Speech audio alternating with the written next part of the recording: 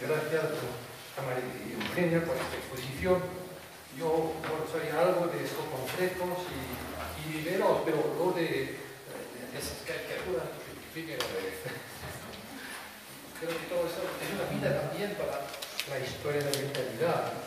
Pues, ahora vamos a pasar a la exposición de Bernardita Tit Concha de la Universidad de Chile.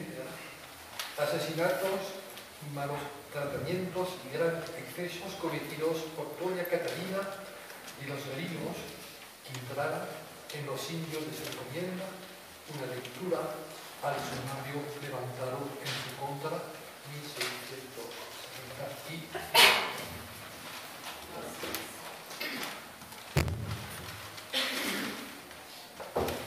Bien. La ponencia que les voy a presentar forma parte de una investigación mayor y en curso vinculada a la reflexión en torno al origen y a los recorridos de la construcción del personaje Quintrala en la literatura chilena. Como suele suceder, de las novelas históricas contemporáneas que actualizan su vida, retrocedí a las versiones que algunos historiadores construyeron acerca de ella en el siglo XIX y luego a la documentación que fue generada en el siglo XVII a partir de los crímenes que cometió. Mi investigación arranca desde los estudios literarios. Esta es mi formación y mi punto de entrada al problema. Sin embargo, el recorrido elegido me sitúa en otros tiempos, en otras narrativas y en otros saberes. Les presento entonces mi propuesta de lectura al sumario que se levantó en su contra en 1664, un año antes de su muerte. Catalina de los Ríos Lichtenberger, rica encomendera, conocida como la Quintrala, perteneció a una familia de gran prestigio social y poder económico y político del Reino de Chile.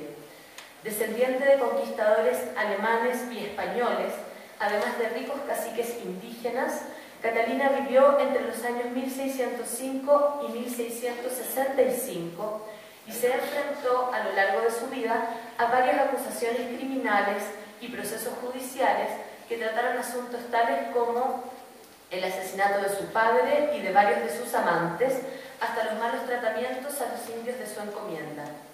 Sin embargo, Catalina, por su extremada belleza y poder sin límites, logró, en el contexto del complejo entramado del poder colonial virreinal, los favores de gobernadores y oidores. Eso dicen. Son numerosas las apariciones de la figura de Catalina de los Ríos Lichtenberger en los más diversos soportes y formatos. La Quintrala forma parte del imaginario chileno contemporáneo, qué duda cabe.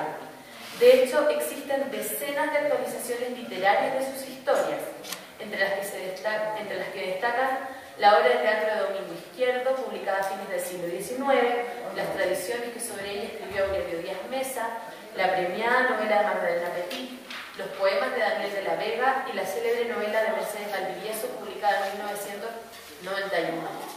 La actualización de sus historias no solo ha sido realizada en obras literarias. De hecho, en 1955 fue llevada al cine por el argentino Hugo del Carril y ha sido objeto de dos series televisivas chilenas, una en los años 80 y otra en el año 2011. A propósito de esta profusión de versiones de la vida y los crímenes de la Quintrala, muchos críticos la han caracterizado como una especie de leyenda o directamente como un mito. A mi modo de ver, Catalina, el personaje, cumple de manera precisa con la conceptualización de ícono cultural que ha planteado Lorena Adorno, ya que da cuenta con mayor especificidad de la función de este tipo de personajes desempeña socialmente. Un ícono cultural, según la autora apunta, cito, a aquellos personajes que suelen producirse y perpetuarse no tanto como casos particulares de un momento histórico o imágenes de las figuras individuales que en ellos participan, sino como la representación de contenidos culturales a través de estos casos y personajes. Fin de cita.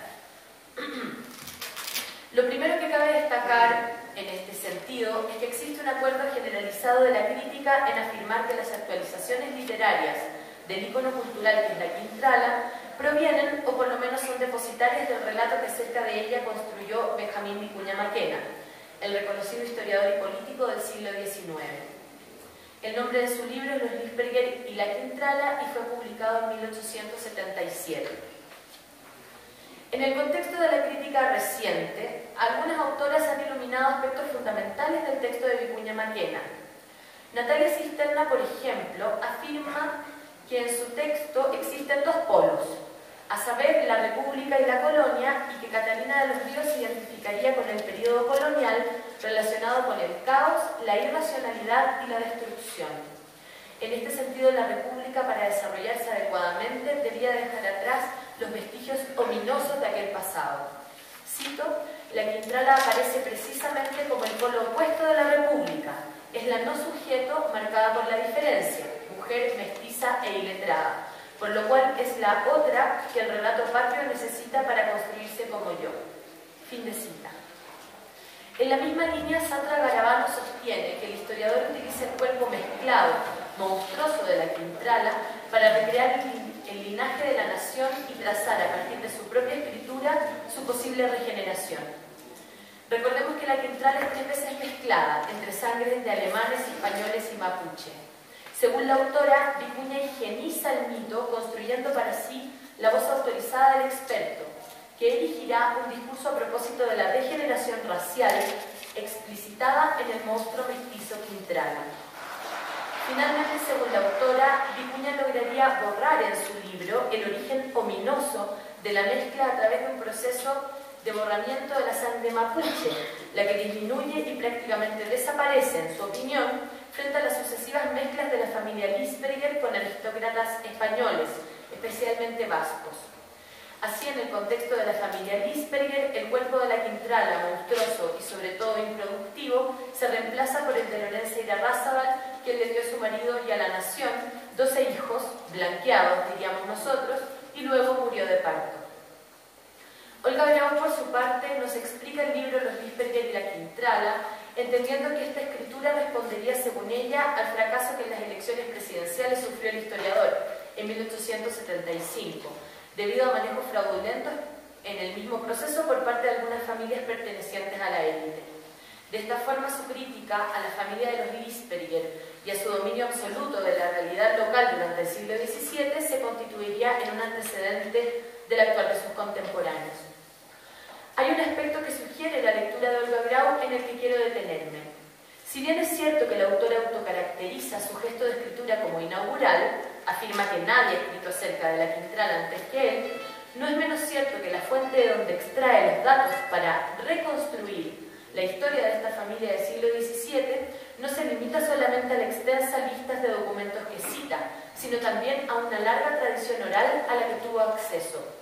Cito: respecto de la tradición popular también de hallarse hasta el presente la cruel Quintrala suspendida de un cabello a la puerta del infierno, recordámosla aquí solo para decir que fue esa hebra el único dato inductivo que hace 6 años tuvimos para desenterrar la horrible y complicada historia de aquella mujer perversa, por habernos sido contada semejante patraña, hija del miedo y del castigo, por una sirvienta antigua cuando éramos muy niños. La tradición iba a perderse por completo cuando el pelo nos condujo a explorar por completo la existencia real y verdadera de aquel ya casi olvidado mito popular. Fin de cita. Me parece que el fragmento leído es bastante explícito en la medida en que fija la presencia de la figura y las historias de la Quintrala circulando y actualizándose de manera oral, fuente de la que el autor extrajo el cabello hilo conductor que le permitirá dotar de inteligibilidad la historia oída en la niñez. En este sentido, afirmar que la creación del relato Quintrala le pertenece a Vicuña Maquena es negar siglos de recorridos insospechados de las narraciones que acerca de ella las personas se contaron las unas a las otras. Prueba de ello es la tradición oída por el historiador en boca de su sirvienta anónima. Cabe destacar en este sentido que la existencia textual, escrita, fijada en el papel, si se quiere, de las tradiciones de la Quintrala, se inaugura no a fines del siglo XIX, con la publicación de Benjamín Vicuña Maquena, sino en pleno siglo XVII en las causas judiciales que se le siguieron. El historiador señala que lamentablemente estos juicios en contra de Catalina de los Ríos no se conservaron en los archivos históricos de Santiago, lo que más adelante vamos a ver que no es cierto. Sin embargo, en el juicio de residencia del gobernador Francisco de Meneses se encuentran algunos datos acerca de ellos. Este documento documento construido entre 1666 y 1676 da cuenta de los 242 cargos que se le presentaron al gobernador de Chile. Algunos de ellos fueron malos tratamientos a los soldados y llamarlos mestizos, mulatos y cuarterones, hacer negocio con las encomiendas, faltar al cuidado de los religiosos, violar correspondencia privada y espiar a los oidores, casarse falsificando para ello una cédula real, insultar a todo tipo de autoridades, organizar malocas en tierras de paz y bailar con mujeres de todos los estados, entre tantos otros. Voy a detenerme, eso sí, solo en uno de estos cargos, que es en el contexto de esta presentación el que me interesa.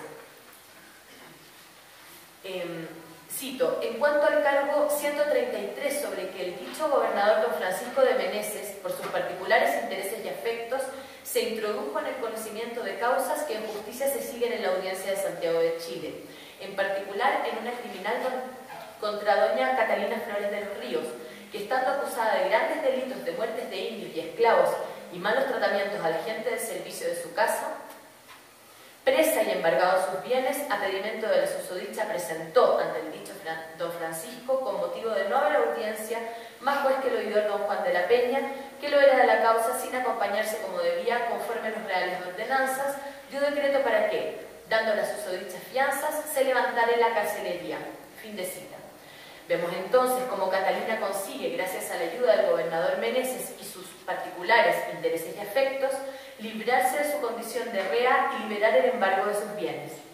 Esto es fundamental porque certifica la existencia de esos juicios y por lo tanto la idea expresada de que las primeras configuraciones narrativas de las historias acerca de Catalina de los Ríos, aunque poseamos hoy solo vestigios de ellas, corresponden a relatos construidos desde el espacio de la burocracia legislativa colonial y los sistemas de control y castigo que la constituían. Por otra parte, si quisiéramos señalar a un autor no institucional de su tradición, este es, en mi opinión, el obispo de Santiago, don Francisco de Salcedo, quien en 1634 le escribió al fiscal del Consejo de Indias sobre los crímenes de doña Catalina de los Ríos y su madre. Cabe mencionar aquí que las cartas de Salcedo son la base narrativa con mayor presencia en el libro de Vicuña Maquena. Afortunadamente, en el Archivo Nacional de Chile y en el Archivo de Indias se conservan cartas escritas por el obispo y el auto cabeza del proceso de una querella criminal que él mismo abrió en contra de Catalina de los Ríos. Estas cartas están fichadas el 10 y el 15 de abril de 1634. En ellas Francisco de Salcedo le escribe al fiscal del Consejo de Indias denunciando una serie de crímenes cometidos no solo por la Quintrala, sino también por su madre y su abuela. En estas cartas el obispo enumera una serie de acusaciones en contra de Catalina de los Ríos. Entre ellas están asesinar a su padre, asesinar a un caballero del hábito de San Juan, intentar asesinar a don Juan de la Fuente, maestra de escuela, el poco respeto que tiene a los sacrificios divinos y por último enviar a Fray Nicolás de Escobar, de la Orden de San Agustín, su sobrino, a matar a Luis Vanegas. Estas acusaciones se desencadenan a partir del reclamo del obispo relacionado a la corrupción del sistema judicial, ya que los crímenes de la Quintrala gozan de impunidad, en su opinión, por la posición social privilegiada que ocupa la familia Lisperger, fuertemente emparentada con los funcionarios del gobierno local. 7 años después de la aparición del libro Los Lisperger y la Quintrala, el propio Benjamín Vicuña Maquena publicó en la revista de Artes y Letras un artículo denominado El último de los 40 asesinatos de doña Catalina de los Ríos, en el que alude a la existencia de un juicio conservado actualmente en el Archivo Nacional, de que antes no se había tenido noticia, que lleva por nombre el título de esta ponencia: Asesinatos, malos tratamientos y graves excesos cometidos por doña Catalina de los Ríos Quintrala en los indios de su encomienda. En este artículo Vicuña reitera las acusaciones en contra de la Quintrala y de los miembros femeninos de su familia y la acusa de haber asesinado a por lo menos 40 personas. El autor relata cómo Catalina, ya vieja, se retiró a vivir a sus tierras de Tobalaba, en las que tenía, cito, una verdadera colección de instrumentos de martirio, cepos, grillos, mordazas de caña, escaleras, látigos de cuero de vaca, fierros punzantes para pringar las carnes laceradas y, horrible es decirlo, hornos de fuego en que asaba vivos a sus esclavos, según se le probó en más de una ocasión por la inspección de los lugares. Estando ya vieja y enferma, mantenía arrimada a su almohada una larga quila con un látigo atado en una de sus extremidades, y aunque ella declaró que aquello era para espantar las gallinas que se entraban intrusas o hambrientas a su alcoba, descubrióse que era para azotar y punzar a las infelices esclavillas que por su corta edad no podían huir. Una de las esclavas maltratadas por Catalina fue la mulata Micaela, que en realidad la tenía en préstamo ya que era de su sobrino, el capitán Francisco de Figueroa. En la mañana del 4 de julio de 1664, Catalina hizo azotar a Micaela amarrada a una escalera y ordenó que la arrojaran desnuda en las partes heridas por el látigo. Perdón, desnuda en la acequia por delante de su ventana. Luego hizo que la pringaran con fierros calientes en las partes heridas por el látigo. Cito: y entonces doña Catalina, que era cruel hasta para sus remedios, temerosa no ciertamente de la justicia, sino del precio de la carne, sabiendo que habría de pagar a su pariente la esclava muerta, como si fuera res, ordenó a su cocinera Juana fogueara con cenizas calientes de su fogón, mezcladas con afrecho hirviendo, para que el aterido cuerpo de la víctima volviera al calor y a la vida. Fin de cita. Pero la esclava murió de todas formas. Catalina hizo que la amortajaran y la enterraran en una capilla cercana, informándole a su dueño, que era su sobrino, que había muerto de muerte natural. Sin embargo, su sobrino no le creyó y fue a desenterrar a la mulata. Este es el origen de la causa.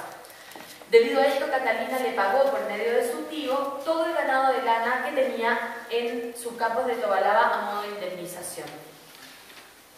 El caso de la mulata Micaela pudo haber terminado así, en un arreglo entre parientes. Sin embargo, según Vicuña Maquena, cito, el siniestro rumor ya había sido cogido esta vez por las miasmas de la atmósfera que oyen y repercuten los ecos, y estos llevaron el rumor y el espanto a la ciudad vecina. Entonces, a propósito del rumor que se extendió rápidamente, la Real Audiencia se ocupó de este delito y el tribunal eligió al oidor Peña y Salazar, quien 4 años antes, en 1660, investigó delitos en contra de la Quintrala en el Valle de la Ligua, a propósito de lo cual la trajo presa a Santiago, quemó sus instrumentos de martirio y la condenó a no volver más a sus haciendas del norte. Esta vez, 4 años después, encontró el oidor una coyunda de un circuén, bueyes con sangre, un azote de pellejo de vaca, unos grillos de mástil con anillos de fierro, una escalera de amarra, un cepo escondido en el lagar y a una niña escondida detrás de un pellejo. El oidor Peña y Salazar decretó la prisión de doña Catalina y la hizo llevar a condición de rea a la casa de una familiar. Los familiares de Catalina se dedican a intimidar testigos, y para impedirlo, el oidor hizo trasladar a todos los jueces y testigos de la causa a la cárcel de Santiago. El día 28 de julio de 1664 declaró Catalina de los Ríos, resumo, se declaró inocente de todos los cargos. Según el historiador Vicuña Maquena, así fue como se burló la justicia, y si bien la Quintrala quedó custodiada, fue en su casa de la calle Estado, por lo que quedó nuevamente impune. El 15 de enero de 1665, 6 meses después del asesinato de la esclava Micaela, Catalina de los Ríos Lisperger murió. Mi pregunta es: ¿qué sentido tiene qué sentido podemos darle hoy a este sumario y al artículo que sobre él publicó Vicuña Maquena, para dar luz a las obras literarias publicadas acerca de este ícono cultural? En este punto yo adscribo a la propuesta de Roberto González Echevarría, quien sugiere una teoría acerca de la narrativa latinoamericana y el surgimiento de la novela moderna. Esta es, cito, que la novela se derivó del discurso legal del Imperio Español durante el siglo XVI. La picaresca que imitó el discurso de los documentos en que los criminales confesaban sus delitos para obtener el perdón y la legitimidad por parte de las autoridades constituye la primera simulación novelesca de la autoridad textual. El autor insiste en el hecho de que la novela se centra en la renuncia persistente a sus orígenes literarios. De este modo desecha tanto la idea de que la novela corresponda a una forma autónoma de discurso como constituya un simple reflejo de la sociedad.